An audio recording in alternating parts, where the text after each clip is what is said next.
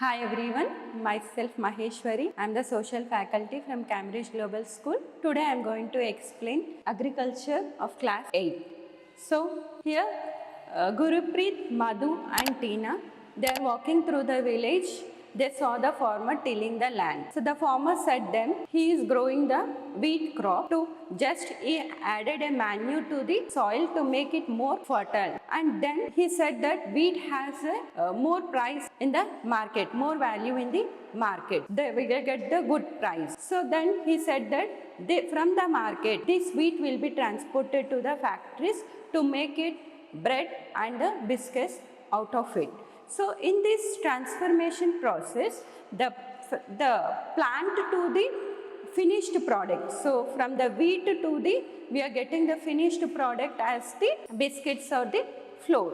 So in this transformation process involved three economical activities. The three economical activities are primary activity, secondary activity and the tertiary activity. So we will learn about first what is a primary activity, what does a primary activity involves. Okay, let us continue with the primary activity, which includes the connected with the extraction and production of natural resources. So the extraction of resources or the production of crops from the natural resources, we call it as a primary activity.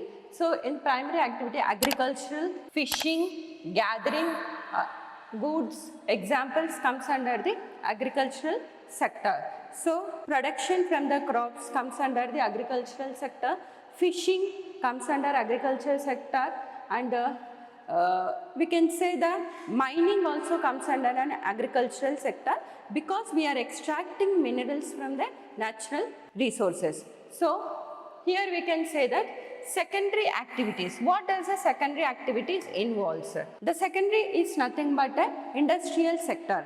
Manufacturing the goods comes under the secondary sector.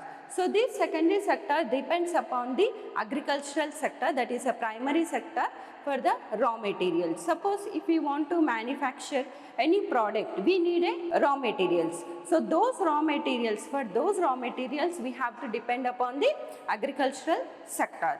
For example, a cotton textile industry to manufacture the cotton clothes, it depends for the raw material cotton on the primary sector. So suppose like a silk textile industries, for the silk they depend upon again on the primary sector. So manufacturing the steel from iron, it depends upon again from the mining sector for extraction of minerals from the underground. So here the secondary sector depends upon the primary sector for the manufacturing process. So this agricultural sector and the secondary sector are both are the economical activities which generates the economy through the production in the agricultural sector, and through the manufacturing, doing the production, selling in the market, even we are getting the economy. So these all comes under the economical sector which generates the finance. And next is the tertiary activity which provides a support to the primary sector and the secondary sector industries. So in which way? So the tertiary sector is nothing but it does not manufacture or it does not produce any goods. It provides a service. Suppose for example, transporting the goods from one place to the another place. The industry needed raw materials for manufacturing or making the finished goods. So these industries needed raw materials will be transported from agricultural to the industries by the help of the tertiary sectors.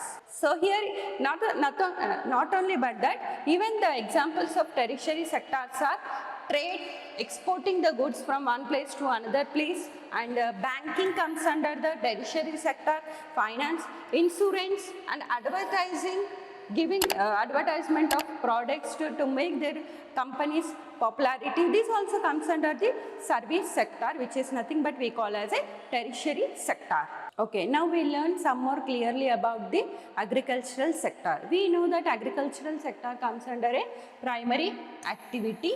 So it includes the growing of crops, fruits, vegetables, flowers, or rearing of livestock, keeping livestock for their production. This all comes under the agricultural sectors. So in the world, 50% of persons, they are engaged, means they are working, they are busy in an agricultural activity. So most number of people, they are employed in the agricultural sector. 2/3 of India's population, so 2/3 of population, if you divide the India population into 3 parts, in the 2 parts of people completely they are depending upon the agricultural sector. And what are the favorable factors which supports for the agriculture, cultivation of the crops? Here we can see that topography of soil, which type of soil it contains and whether it is a fertile or not fertile, and the climate vital for the agricultural activity. So here the land on which the crops are grown, we call that land is the arable land. So the land which we are suitable for growing the crops, we naming it as a arable land. In the map, you can see that agricultural activity is concentrated in those regions of the world where suitable factors for the growing of crops exist. In the next video, we will learn about the map which in the world which supporting the regions for the cultivation. Thank you.